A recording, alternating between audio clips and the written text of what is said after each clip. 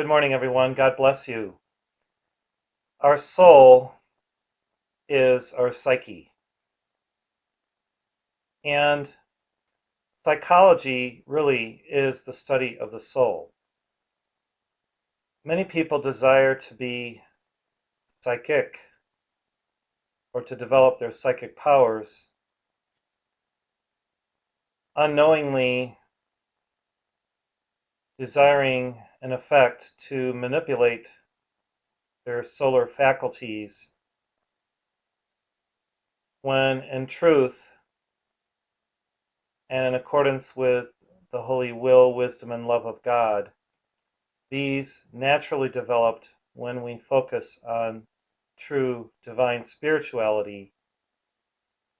And often those who have certain developed psychic powers develop them in past lifetimes and have brought them forth into this life. Or in some cases, these have arisen after a near-death experience or some divinely inspired revelation or amazing alchemical gift of Spirit, of God, to the soul, whereby they can utilize this gift for God good in the earth. So when we speak of the psyche, we really are talking about the inner person, the inner man or woman of the heart, essence of that one, their soul. I do not claim to have any psychic powers whatsoever, and any gift that I have received, I feel, has come as a result of my communion with God, my devotion to God through her saints, especially Mother Mary, through constancy on the path, daily devotion, and the disciplines of the Spirit. There are many, many psychics, mediums, channels around the world of varying degrees of true spirituality.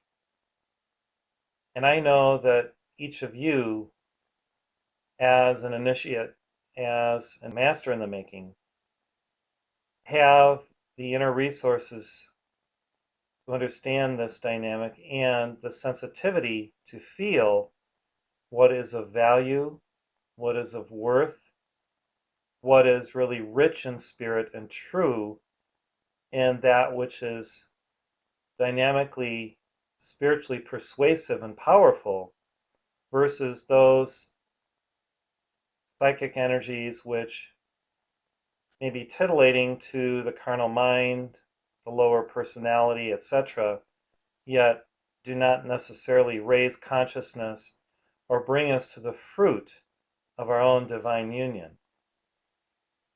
Within our movement, as we know, the messages from the Ascended Masters are those which bring light, bring inner joy and harmony, bring an infusion of love, as well as a message that hopefully is enlightening and conducive to our spiritual growth.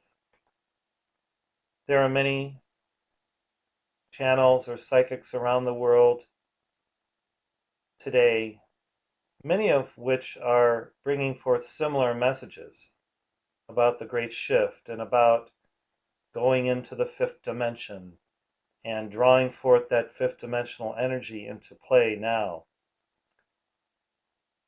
And there are many that purport to communicate with galactic beings and even beings who inhabit UFOs.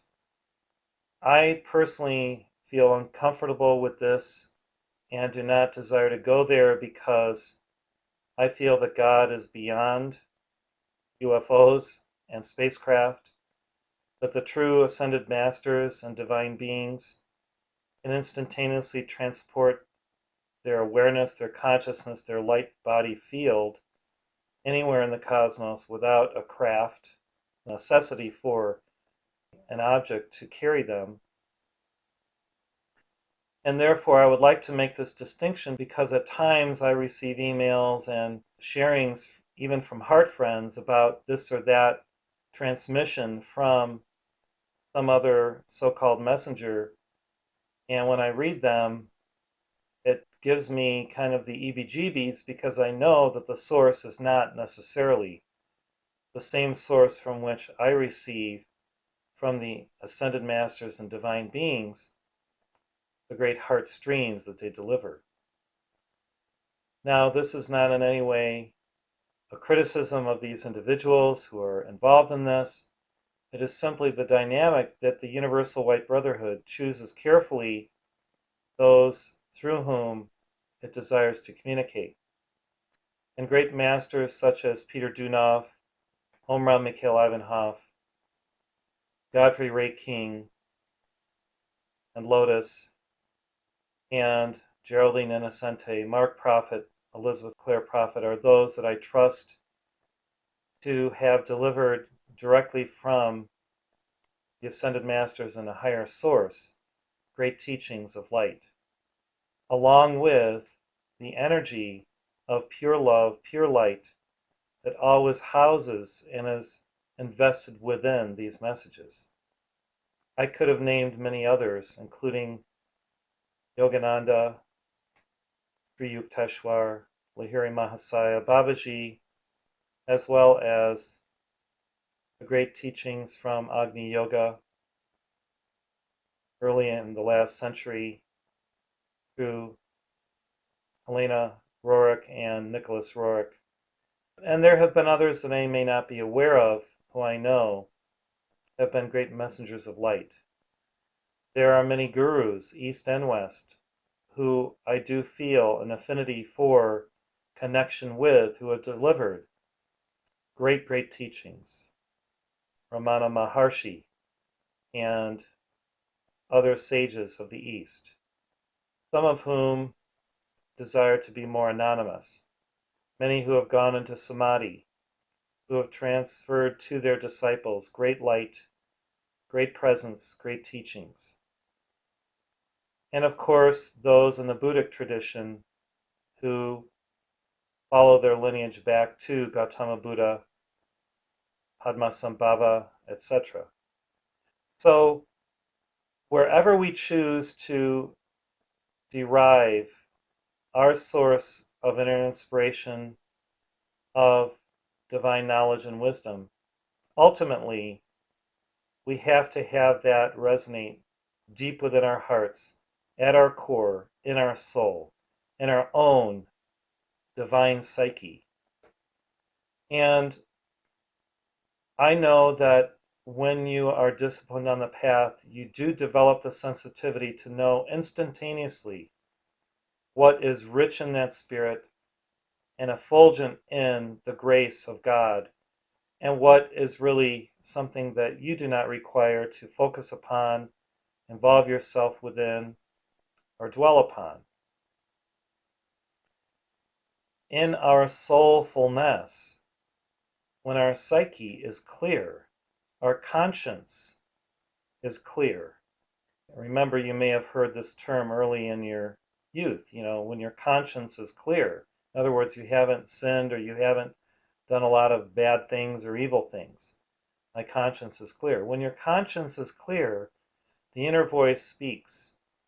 You have the instantaneous recognition of that which is true, divinely inspired, beautiful, harmonious.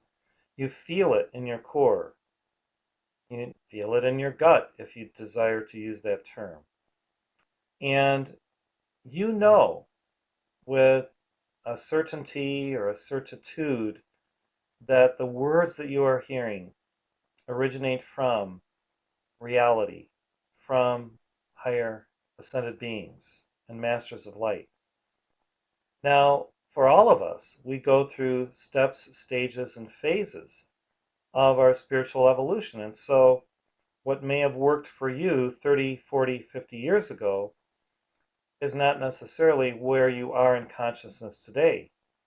And so you may find resources now which are bringing you to even greater and higher understandings of your spiritual journey and path.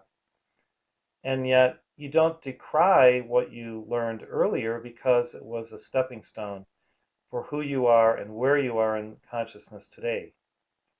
So, for example, some of us may have gone through the Unity Church or through Divine Science or through other organizations which were rich in truth and spiritual teaching, and yet for today's dynamics and for today's challenges, it seems that we require greater inspiration, a more direct current and stream of light to help us meet the challenges of now. And therefore, going to the Ascended Masters, going to the great Buddhas of light, going to Kuan Yin and Mother Mary and Jesus, and these amazing masters who can shine their wisdom teaching and their light energy upon us and within us and highlight what we require right now and the essentials that our souls are crying out for.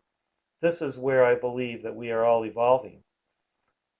And when we find a book or we find a teaching that resonates with us, it does illumine some aspect of our consciousness, even the deeper subconscious aspects that we may not have resolved yet, that will help us to make greater progress.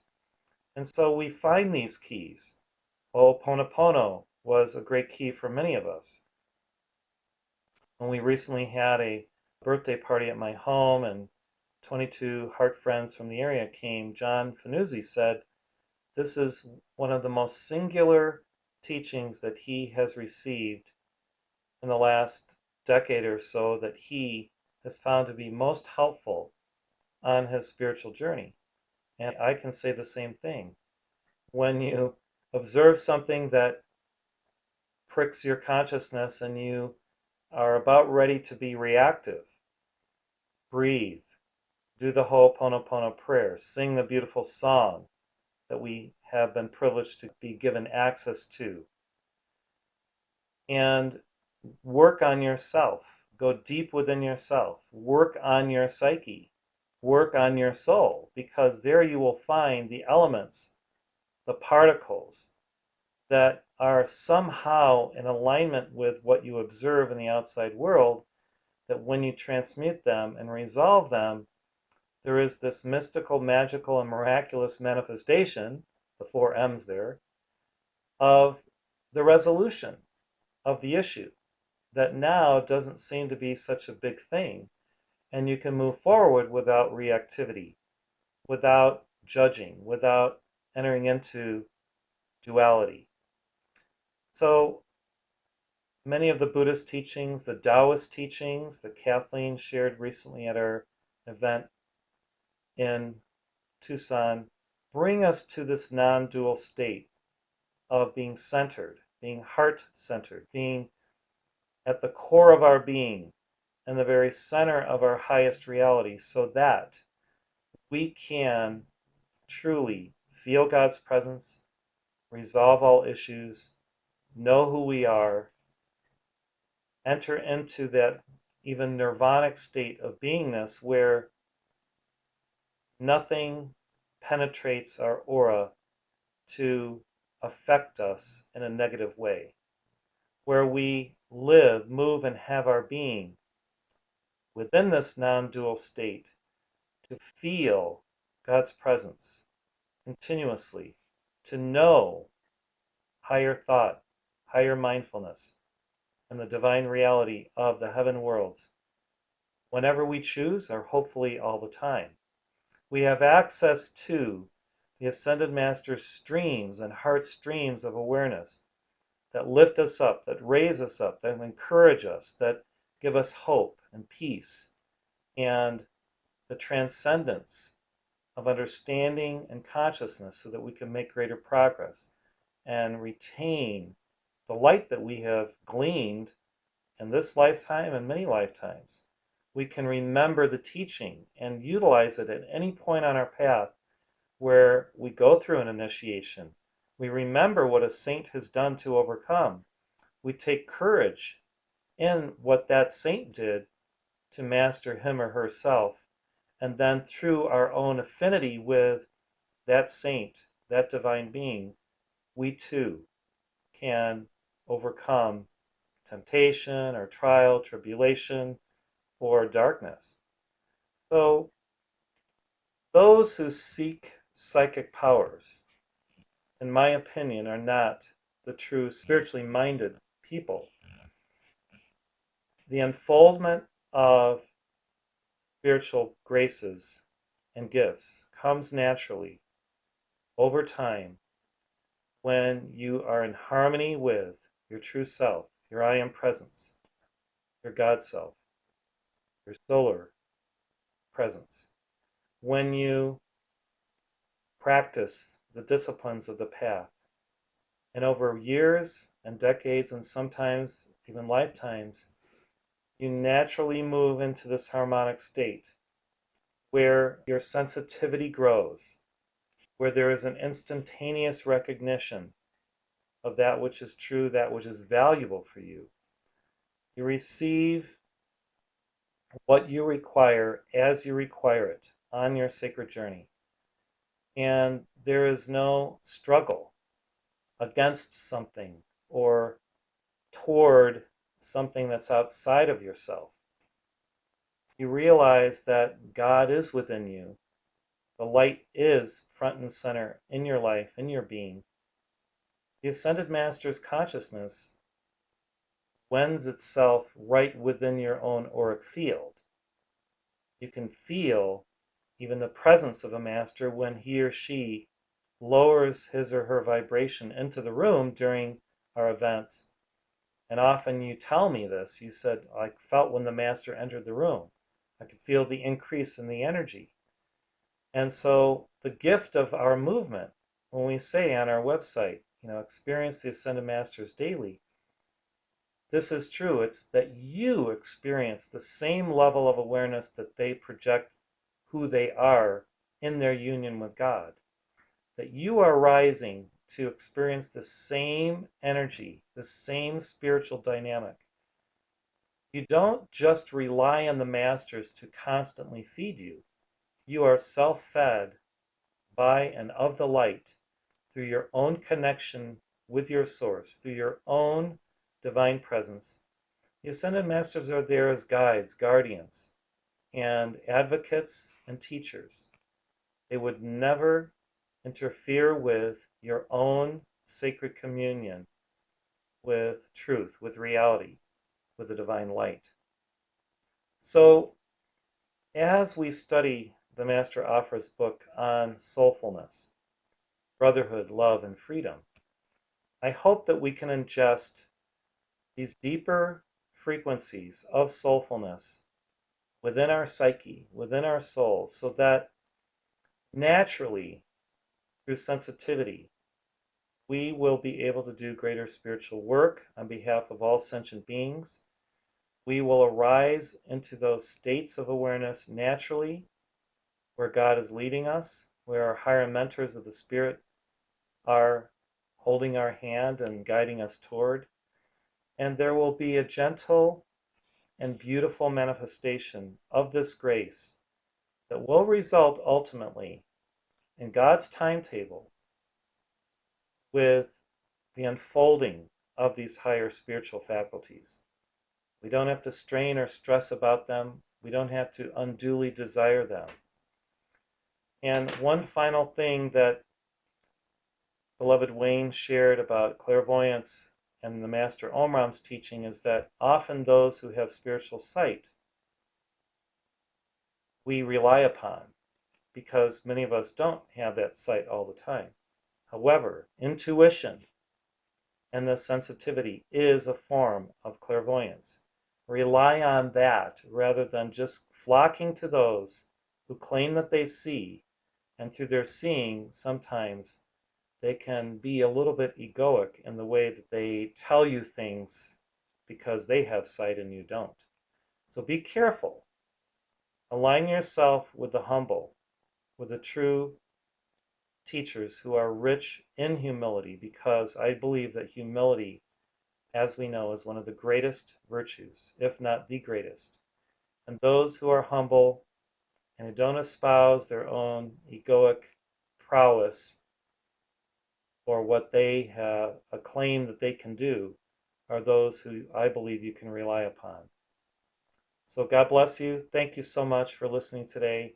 I had to come early for a specific reason. Have a fantastic Tuesday with Beloved Al Moria, with you, around you, within you all day. Take care.